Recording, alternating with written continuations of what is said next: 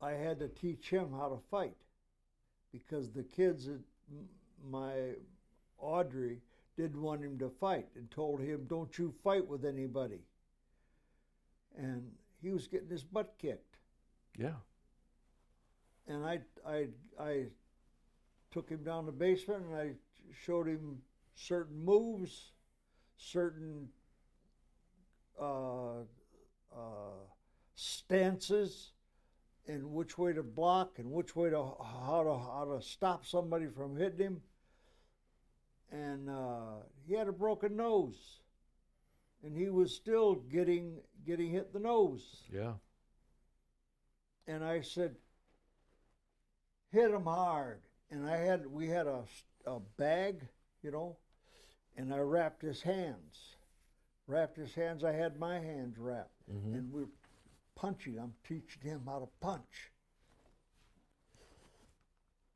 And I taught him. I said, when the guy is coming at you, and I swung at him, and I said, he came up and he blocked my arm. I said, yes, that's what you got to do with them.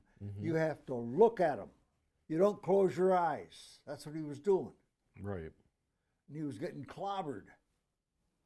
I said, you have to have your eyes open. You have to look at your opponent. And I said, and knock the hell out of him. I said, if you have to, hit him in the temple. Yeah. That'll knock them down. I said, hit them upside the head. Hit them in their face. Hit them in their nose. Break their nose. I said, hit them in their jaw. Hit them in the jaw. It changes the attitude of the chin. Right. So you have to knock it over. And I said, 9 times out of 10, that'll knock them out. And I said, you have to hit them hard. It's not just, you have to hit them as hard as you can possibly swing. You block with both arms. And he said, Bobby, and my wife comes downstairs, she says, what are you teaching him? I said, I'm teaching him to defend himself. He's getting his butt kicked at school. And she said, no, he isn't.